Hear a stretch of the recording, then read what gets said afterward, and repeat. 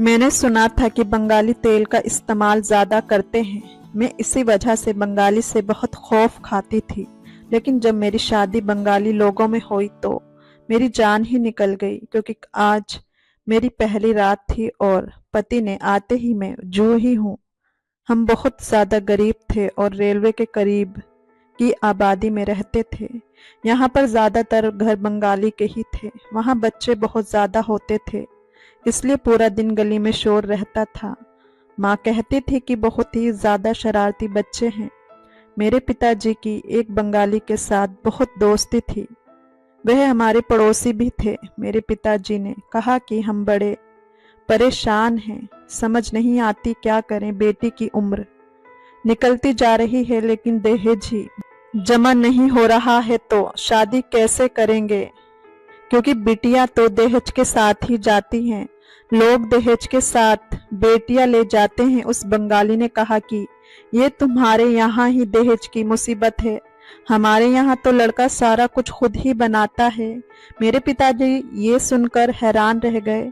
उसने बताया कि कुछ बंगाली होते हैं जिसमें लड़का दहेज भी खुद बनाता है, लड़की के लिए सोना भी बनाता है और लड़की के घर में जो खाना पकता है उसके पैसे भी देता है। और उसके अलावा अगर लड़की खूबसूरत हो तो उसके पिता अगर कोई और शर्त रखना चाहे तो वह भी लड़कों को पूरी करनी पड़ती है। मेरे पिताजी ने कहा कि मेरी बेटी की शक्ल और सूरत तो बहुत ही अच्छी है, अब शादी की उम्र भी हो गई है। उसकी माँ कहती है कि इसकी शादी के बारे में सोचो, शादी होते होते भी 2-3 साल लग जाते हैं। अगर उम्र निकल गई तो लोग उल्टी सीधी बातें करेंगे।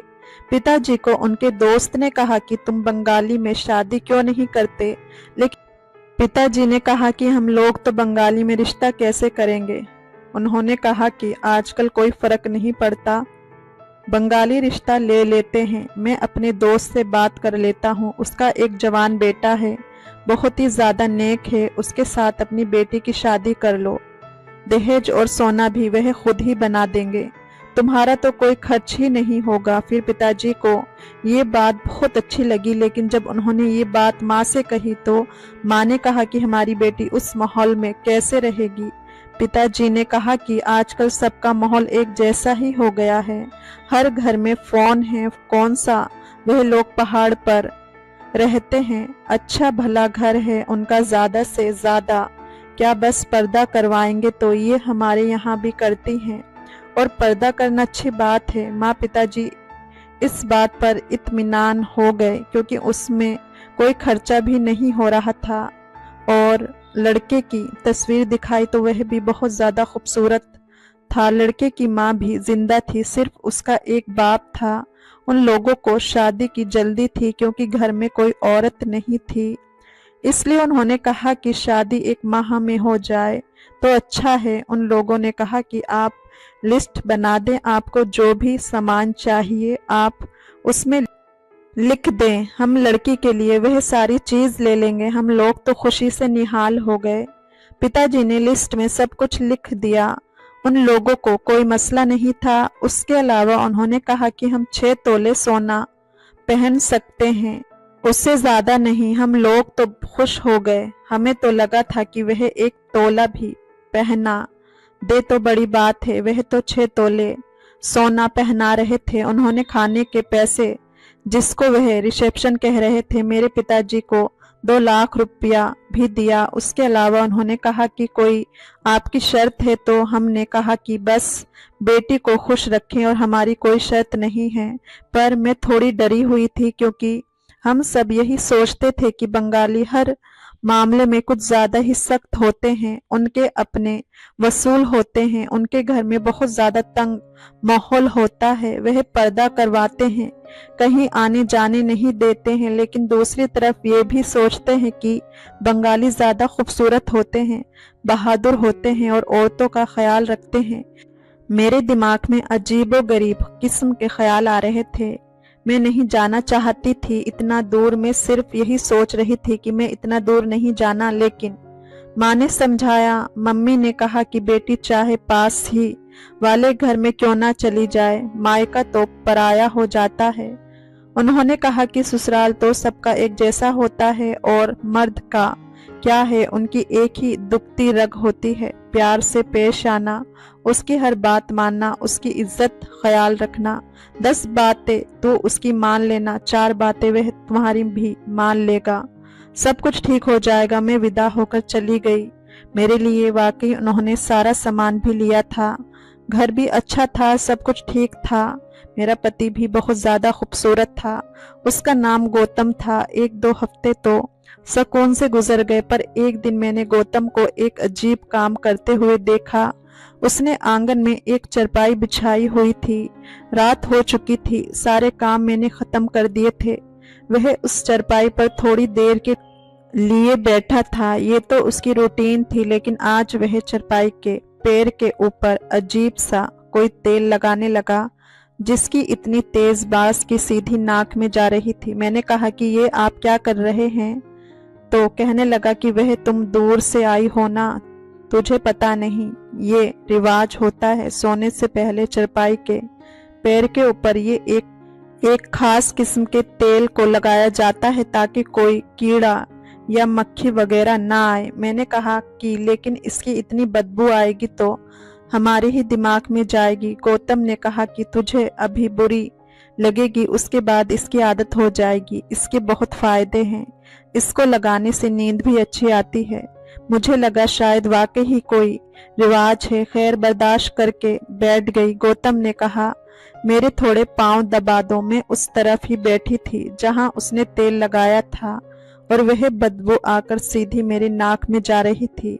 उसके बाद कहने लगा कि पिताजी की तबीयत खराब है, थोड़ा उनके भी पांव दबा दो, फिर आकर सो जाना।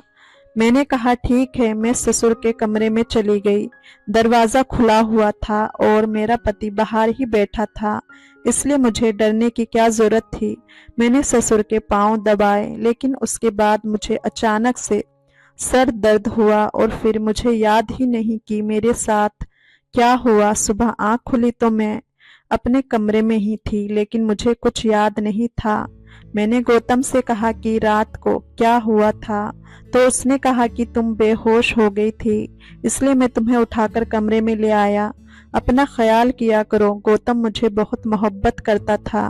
अपने बाप के साथ तो वह बंगाली जबान में ही बात करता था, लेकिन मेरे साथ हिंदी में बोलता था, पर मुझे पता नहीं चलता था कि वह बाप बेटा आपस में क्या बात कर रहे हैं।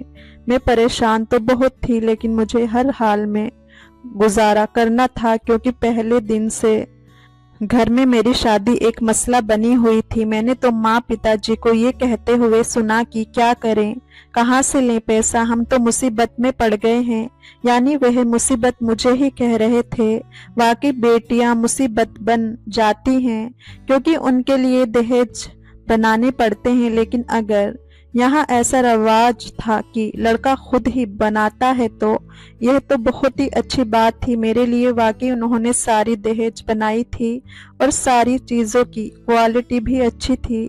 माँ को फ़ोन करके बताती थी कि मैं खुश हूँ, सब कुछ ठीक है। लेकिन अगले दिन फिर यही हुआ कि गौतम ने कहा ससुर के पांव दबा दो और फिर से बेहोश हो गई। अब तो 2-3 बार मेरे साथ ऐसा हो जाता था। गौतम मुझे डॉक्टर के पास लेकर नहीं जा रहा था, लेकिन घर में एक दाई को ले आया। उसने कहा कि कहीं तुम्हारा पाँव तो नहीं भारी। मैंने कहा मुझे नहीं पता। उसने मुझे चेक किया और कहा कि ऐसा तो कोई मसला नहीं है, लेकिन लगता है तुम इधर के माहौल में थोड़ी सी गड़बड़ा गई, तो कुछ दिन तक ठीक हो जाओगी। यहाँ का पानी, मिट्टी, हवा, यहाँ की खुराक, सब कुछ तो अलग है। अब थोड़ा टाइम लगेगा तुम्हारे जिस्म को सेट होने में, इसलिए परेशान नहीं होना बेटी। उन्होंने बड़े प्यार से मुझे समझाया। मैंने कहा कि ठीक है, मुझे भी ऐसे ही लग रहा था कि शायद यही वजह है, इसलिए सब कुछ हो रहा है। लेकिन गौतम मेरे ससुर को आंखों ही आंखों में इशारा करता था। वह लोग एक दूसरे से खुलकर बात करते थे, क्योंकि मुझे तो उनकी जबान समझ नहीं आती थी। मौसम बदलने लगा तो गौतम ने चारपाई को कमरे में ही रख लिया, जबकि कमरे में बेड भी थी। लेकिन वह उस चारपाई के ऊपर रोज वही तेल लगाता था। उसके घर में लोगों का आना जाना बहुत कम था। मैं किसी से पूछना चाहती थी कि ये तेल सारे ही लगाते हैं या कहीं गौतम ही ये सब कुछ कर रहा है। हफ्ते में 4 बार मैं बेहोश हो रही थी। अभी तो मेरा खाना पीना भी ठीक था कि उनके घर में तो हमेशा मछली ही बनती थी। हमारे घर में इतनी दौलत नहीं थी। हम लोग दाल खाकर ही गुजारा करते थे। यहाँ आकर तो मेरी सेहत अच्छी होनी चाहिए थी, लेकिन ये सब कुछ क्यों हो रहा था? यहाँ की औरतें मुझे अजीब नजरों से देख रही थी। ऐसा लगता था कि किसी जानवर को चिड़ियाघर में बंद कर दिया है और सारे उसे देख रहे हैं। वे कह रही थी कि कहाँ से लाए हो उसको, ये यहाँ पर कैसे रहती है? वैसे इस हवाले से मुझे कोई मसला नहीं था। मेरा पति मुझे अपने साथ कहीं लेकर नहीं जाता था। अगर मुझे बाजार जाना होता तो मुझे किसी औरत के साथ भेज देता था, लेकिन मुझे इस बात से कोई मसला नहीं था। मैं वैसे भी उसके हाथ से अपनी पर्सनल चीज तो नहीं ले सकती थी। ससुर भी अपने काम से काम रखते थे। खाना पीना उस घर का अच्छा था। जिंदगी गुजर रही थी, लेकिन ये जो कुछ भी हो रहा था उससे मैं काफी परेशान थी। और फिर एक दिन कुछ ऐसा हुआ कि मेरे दिल में एक बहुत बड़ा शक बैठ गया। एक दिन मैं सुबह उठी तो मेरे चेहरे पर अजीबो गरीब निशान थे। मैंने गौतम से कहा कि ये देखो मेरे साथ क्या हुआ है। रात को तो मैं ठीक थी, पर कब बेहोश हुई थी ये किस वक्त हुआ? तो गौतम मुस्कुराकर वहां से चला गया। मैंने कहा मेरी बात का जवाब तो दे दो। कहता था कि तुम बिल्कुल बुद्धू हो, तुम्हें किसी बात का पता नहीं है। ये बोलकर वहां से चला गया और मैं हैरान रह गई, क्योंकि मुझे याद नहीं था कि वह सब कुछ कब हुआ था। एक बार एक औरत घर आई। मेरे ससुर भी नहीं थे और गौतम भी बाहर था। उसने मुझे कहा कि चीनी, तो मुझे समझ आ गई कि वह शक्कर मांगने आई है। फिर मैंने उसे चीनी दे दी तो उसने चारपाई की तरफ देखा और कहा कि ये क्या हुआ है। मुझे उसकी समझ नहीं आ रही थी, क्योंकि तेल लगाने की वजह से चारपाई का सारा पाया बिल्कुल ही गंदा हो गया था। मैंने कहा कि वह तेल इस पर लगाते हैं, इसलिए तो बोली कौन सा तेल? मैंने कहा कि जो यहाँ पर लगाया जाता है वही वाला। उसने कहा ऐसा तो कुछ भी नहीं होता, इधर उसको धोल दो, नहीं तो चारपाई खराब हो जाएगी। वह कच्ची पक्की हिंदी में बोल रही थी। मुझे उसकी ज्यादा बातें समझ नहीं आई, लेकिन मुझे इतना जरूर समझ आ गया कि वह ये कहना चाह रही थी कि इस पर तेल क्यों लगाया है। और जिस तरह वह हैरान हुई थी उसका मतलब कि यहाँ पर ऐसा कुछ नहीं होता था। फिर गौतम ये सब कुछ क्यों कर रहा था ये मेरी समझ से बाहर था। मैं ससुर के कमरे में जाते ही मैं बेहोश क्यों हो जाती थी? मेरे सर में दर्द होता था कि मुझे अपना आपा संभाला नहीं जाता था। रात में मैं बेहोश रहती थी। मुझे पता ही नहीं चलता था कि मेरे साथ क्या हो रहा है। शादी हुई थी। गौतम ने अभी तक मायके नहीं भेजा था। उसने कहा था कि बार बार नहीं भेज सकता।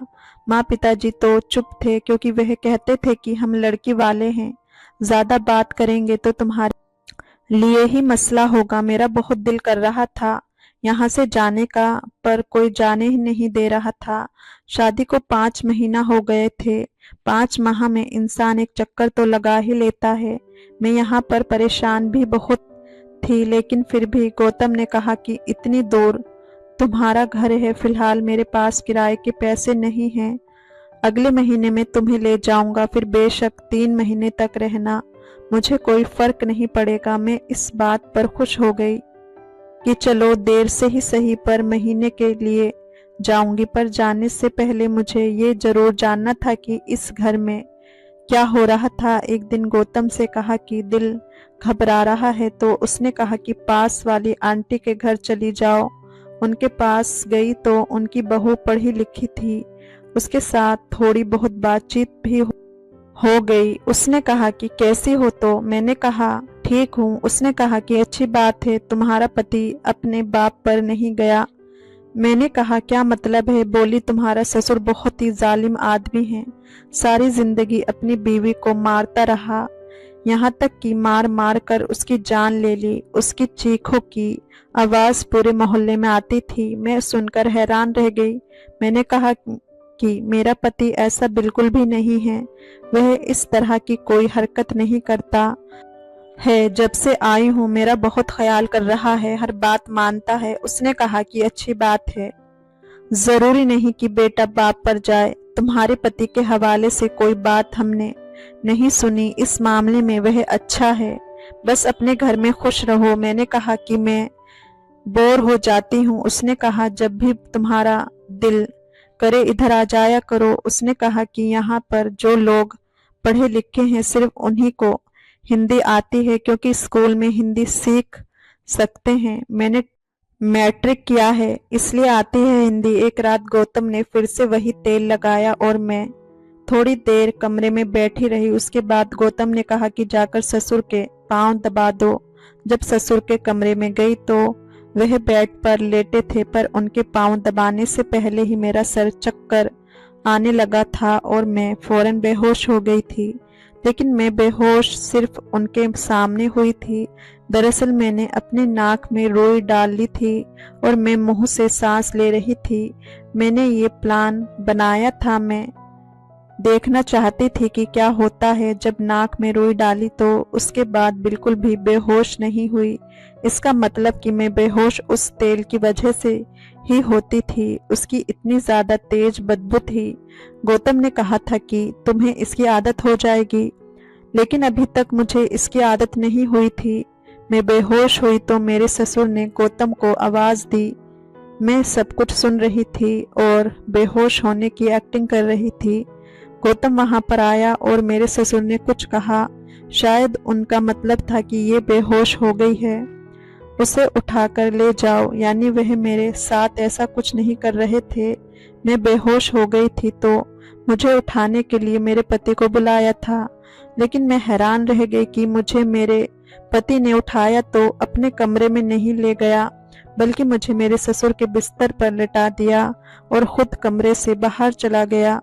मुझे नहीं पता था कि क्या हो रहा है, क्योंकि मेरी आंखें बंद थी, लेकिन कमरे में सिर्फ मैं और ससुर थे। मुझे थोड़ी हलचल की आवाज आई, शायद वह बाथरूम में गए थे। मैंने उठकर दरवाजा खोला और देखा कि गौतम तो बाहर सुकून से बैठकर अपने मोबाइल में बिजी था। मुझे अपने बाप के साथ कमरे में बंद करके इसका क्या मतलब था, मैं समझ गई थी। मैंने शोर करना शुरू कर दिया और पास वाली उस दाई माँ के घर चली गई जो मुझे चेक करने के लिए आया करती थी। मैंने उनको सब कुछ बता दिया। उसकी बहू को मेरी जुबान समझ आ रही थी। वह लोग हैरान रह गए और मैंने वापस जाने से इनकार कर दिया। वहीं से फोन करके अपने पिताजी को बुलाया। उन्होंने कहा कि जल्दी आ जाएंगे, पर उनको तो आते सुबह हो गई। मेरे पिताजी पुलिस में कंप्लेंट कराने चाहते थे, लेकिन उन्होंने कहा कि इधर पुलिस कंप्लेंट नहीं चलती, यहाँ पंचायत होती है। शाम तक पंचायत बैठ गई। मुझे वहां पर जाने की इजाजत नहीं थी, लेकिन मेरे पिता गए थे और उन्होंने पंचायत में जाकर सब कुछ बता दिया था। हम लोग बुरी तरह परेशान थे। मेरे पति ने शायद मेरे साथ ये इसलिए किया था क्योंकि मैं उसकी जात की नहीं थी, तो उसने सोचा कि ये तो वैसे ही बाहर वाली है, इसके साथ यही करना चाहिए। दोनों बाप बेटे मिलकर मेरे साथ गलत कर रहे थे। जो तेल वह चरपाई पर लगाया करता था उस तरह का वहां कोई रिवाज नहीं था, बस वह मुझे बेवकूफ बना रहे थे। तो प्यारे दोस्तों, जहां तक हो सके हमेशा हमें अपने बिरादरी में ही शादी करनी चाहिए और माँ बाप को शादी करने से पहले हमेशा चाहिए कि वह अपनी बेटी के ससुराल की अच्छी तरह छानबीन कर लें, ताकि बाद में पछताना ना पड़े। हमारे बुजुर्गों को चाहिए कि हर हाल में अपनी औलाद जैसी लड़कियों को इज्जत दें। क्या आप मेरी बात से एग्री करते हैं? अपनी प्रतिक्रिया कमेंट बॉक्स में ज़रूर साझा करें। दोस्तों, कहानी अच्छी लगी हो तो वीडियो को लाइक, चैनल को सब्सक्राइब ज़रूर करें। ये कहानी उस समय की है जब मैं शहर में एक मकान मालिक के पास नौकरी करता था और मेरी दोस्ती मेरी मालकिन से हो गई। मेरा नाम समीर है और मैं एक दुकान में काम करता हूँ। बचपन में ही मेरे पापा का एक एक्सीडेंट में देहांत हो गया था पापा के जाने के बाद घर की सारी जिम्मेदारी मुझ पर आ गई और मुझे 12वीं के बाद अपनी पढ़ाई छोड़नी पड़ी। इसके बाद मैं बाजार में एक कपड़ों की दुकान पर काम करने लगा। जिस दुकान पर मैं काम करता था उसके मालिक का नाम राजेश था। राजेश भाई की पत्नी का नाम पूनम था। पूनम बहुत खूबसूरत और भरवादार काया वाली महिला थी। उसे देखकर मेरा दिल हमेशा उस पर आता था। धीरे धीरे मेरी उससे बातचीत बढ़ने लगी और हम अच्छे दोस्त बन गए। राजेश भाई का घर और दुकान पास पास ही थे, तो मैं रोज सुबह उनके घर जाकर दुकान की चाबी लेता, दुकान खोलता और सफाई करता। भाई बाद में दुकान पर आते थे। एक दिन जब मैं सुबह दुकान की चाबी लेने उनके घर गया तो भाभी ने दरवाजा खोला। उस वक्त भाई कहीं बाहर गए हुए थे। भाभी ने मुझे चाबी देते समय मेरा नाम पूछा, तेरा नाम क्या है? मैंने कहा, मेरा नाम समीर है। उन्होंने पूछा, तेरा सरनेम क्या है? मैंने उन्हें अपना सरनेम बता दिया। सरनेम सुनते ही वो बोली, अरे ये तो मेरा भी सरनेम है, अब से मुझे मैडम नहीं भाभी कहकर बुलाना। मैंने हंसते हुए कहा, ठीक है भाभी जी, और फिर हम दोनों हंसने लगे। पूनम भाभी दिखने में बहुत ही सुंदर थी और उनके चेहरे पर अमीरी का रोब साफ झलकता था। मैं रोज ऐसे ही दुकान की चाबी लेने उनके घर चला जाता। कभी कभी भाई उस समय सो रहे होते तो मैं भाभी से ही चाबी लेकर दुकान चला जाता। ऐसे ही दिन बीतने लगे और मेरी भाभी से अच्छी दोस्ती हो गई। वो दिन में किसी न किसी काम के बहाने मुझे घर बुला लेती थी। उनका घर बहुत बड़ा 3 मंजिला था। सबसे ऊपरी मंजिल पर एक बड़ा जनरेटर रखा था। जब भी घर की बिजली चली जाती तो भाभी मुझे जनरेटर चालू करने के लिए बुला लेती। अब तो वो दिन में 2-3 बार मुझे किसी न किसी काम के बहाने बुला ही लेती। मुझे उनका इस तरह बहाने से अपने घर बुलाना बहुत अच्छा लगता था, क्योंकि पूनम भाभी इतनी खूबसूरत थी कि उन्हें देखकर मेरा मन कभी भरता ही नहीं था। वो मुझे दिन ब दिन और भी अच्छी लगने लगी।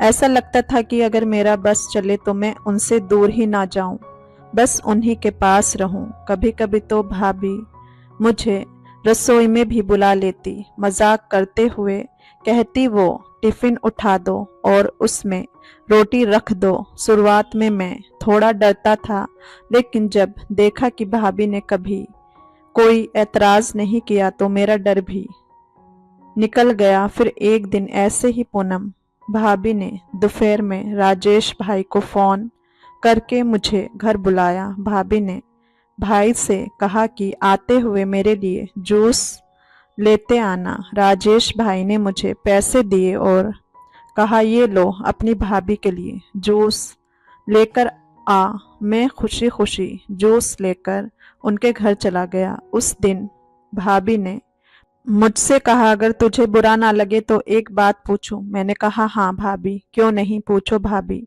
बोली, तेरी कोई दोस्त नहीं है क्या? मैं शर्माते हुए बोला, नहीं भाभी, मेरी तो कोई दोस्त नहीं है। भाभी बोली, क्यों, तू इतना क्यूट है, तेरी कोई दोस्त क्यों नहीं है? मैं मायूस सा हो गया और बोला, भाभी मैं बहुत गरीब हूँ, गरीबों से कौन दोस्ती करता है? भाभी ने कहा, ऐसी कोई बात नहीं है, प्यार पैसे को देखकर थोड़ी ही किया जाता है। मैंने कहा, भाभी फिर सारे लोग आपके जैसे भी नहीं होते। भाभी ने कहा, तू दोस्ती करना चाहता है? मैंने कहा, हाँ भाभी, दिल तो मेरा भी बहुत करता है, पर क्या करूं? भाभी बोली, तू टेंशन मत ले, मेरी एक दोस्त है जो शहर में रहती है, मैं उसके साथ तेरे बारे में बात करूंगी। मैं मन ही मन बहुत खुश हो गया। इसके बाद मैंने भाभी से पूछा, मेरी तो आपने पूछ ली, पर अपनी भी बता दो, क्या भाई साहब आपको खुश रखते हैं? भाभी बोली, क्या बताऊं, बस ना खुश रखते हैं ना उदास रखते हैं। मैंने कहा, इसका क्या मतलब? भाभी ने कहा, तेरे भाई जब मुझे खुश करना चाहते हैं तब एकदम थक जाते हैं, फिर बस ऐसे ही परे मुंह करके लेट जाते हैं। मैंने कहा तो भाई को कोई दवाई वगैरह दे दो। भाभी ने कहा बहुत सी दवाइयाँ दे के देख ली, दवाइयों का भी कोई फायदा नहीं हुआ। अब तो बस ऊपर ऊपर से दिखावे के लिए खुश रहती हूँ, अंदर से तो मैं भी उदास ही रहती हूँ। मैंने कहा कोई बात नहीं भाभी, दवाई वगैरह कभी तो काम करेगी। मुझे इस बात से ये समझ आ गया कि भाभी भी अंदर से अधूरी थी। भाई साहब बस नाम के ही मजबूत थे, अंदर से तो उनमें कुछ भी नहीं था। फिर कुछ दिन ऐसे ही बीत गए और भाभी ने कोई जवाब नहीं दिया। एक दिन दोपहर को जब भाभी ने मुझे सामान लाने के लिए बुलाया तो मैंने उन्हें दोस्त वाली बात याद दिलाई। उन्होंने एकदम याद करते हुए कहा, अरे हाँ, मैंने उससे पूछा था। मैं खुश होकर बोला हाँ हाँ, तो उसने क्या कहा? भाभी बोली, यार क्या बताऊं, उसने मना कर दिया। मेरा दिल जैसे टूट कर बिखर गया। ये देखकर भाभी ने कहा, कोई बात नहीं, तू दिल छोटा ना कर, मैं तेरी जरूर किसी से दोस्ती करवा दूंगी। अपनी भाभी पर भरोसा रख। भैया हर रविवार को अपने गांव जाते थे। वहां उनकी काफी जमीन थी और खेती बाड़ी का हिसाब किताब करने के लिए उन्हें जाना पड़ता था। दुकान रविवार को बंद रहती थी, इसलिए मैं भी कभी न कभी घर के काम में हाथ बटाने के लिए भाभी की मदद करने उनके घर चला ही जाता था। ये सब देखकर भैया और भाभी को भी बहुत अच्छा लगता था और मैं उन्हें और भी पसंद आने लगा था। जब भी मैं भाभी से फिल्म देखने के लिए पैसे मांगता तो वो खुशी से मुझे पैसे दे देती थी। इन सब बातों से मुझे लगने लगा था कि भाभी भी मुझे पसंद करती है, लेकिन उनके सामने कहने की मुझसे हिम्मत नहीं थी। एक दिन शाम को जब घर की लाइट चली गई तो भाभी ने मुझे फोन करके जनरेटर चालू करने के लिए बुला लिया। जब जनरेटर चालू करके मैं वापस जाने लगा तो अचानक मेरे दिल ने कहा कि आज भाभी अकेली है। वैसे वो रोज ही अकेली होती थी, लेकिन आज मौका मुझे कुछ खास लगा कि मैं अपने दिल की बात कह ही दूं। पर कैसे कहूं ये समझ नहीं आ रहा था। पहले तो मुझे ये पता करना था कि उनके दिल में भी मेरे लिए कुछ है या नहीं। काफी सोचने के बाद मेरे दिमाग में एक आइडिया आया। उन दिनों मार्केट में सीडी प्लेयर एक नया आया था और वह बहुत महंगा था, जिसे सिर्फ अमीर लोग ही खरीद सकते थे। भाभी के पास भी एक सीडी प्लेयर था तो मैंने भाभी से कहा, भाभी मेरा भी फिल्म देखने का बहुत मन कर रहा है। भाभी ने कहा अरे पैसे निकाल लो, जितने चाहिए ले लो और जो फिल्म देखनी है वो देख लो। मैंने भाभी से कहा, मुझे ये वाली फिल्म नहीं देखनी, मैं वो वाली फिल्म देखना चाहता हूँ। भाभी ने कहा, वो वाली फिल्म कौन सी? मैंने कहा, भाभी अब मैं कैसे बताऊं, आप खुद ही समझ लो ना। भाभी बोली, बहाने मत बनाओ, जो कहना है साफ साफ कहो, मुझे वैसे कुछ समझ नहीं आ रहा। डरते डरते मैंने कहा, भाभी पहले वादा करो कि आप बुरा नहीं मानोगी। भाभी ने कहा, अरे वादा किया मैंने, आज तक तेरी किसी बात का बुरा नहीं माना जो आज मानूंगी। मैंने भाभी को इशारे में समझाया तो वो भी समझ गई। थोड़ा रिलैक्स होकर मैंने कहा, भाभी मुझे वो वाली फिल्म ही देखनी है। भाभी बोली, हाँ तो उसमें क्या प्रॉब्लम है, कल रविवार है, तेरा भैया तो गांव जाएगा, तू घर आ जाना, मैं अपनी एक फ्रेंड से सीडी मंगवा लूंगी। मैंने कहा, भाभी मेरी एक शर्त है। भाभी ने कहा, अब ये कौन सी शर्त है तेरी? मैंने कहा, आपको भी मेरे साथ फिल्म देखनी होगी, ऐसे अकेले में देखने का क्या मजा आएगा। भाभी थोड़ी शर्मा कर हंस पड़ी और बोली, ठीक है, मैं भी तेरे साथ मूवी देख लूंगी। अब खुश है? मैंने कहा, हाँ हाँ, अब खुश ना होऊंगा तो फिर कब होऊंगा। मुझे समझ आ गया कि जैसे मैं सोचता था भाभी के दिल में भी वही चल रहा था। अगली सुबह 9 बजे मैं भी भाभी के घर पहुंच गया। मुझे पता था कि भैया तो अपने गांव गया हुआ था और भाभी घर में अकेली थी।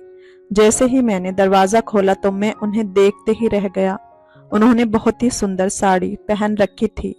वैसे तो वो रोजाना ही नए नए कपड़े पहनती थी, पर आज कुछ अलग ही तैयार हो रखी थी।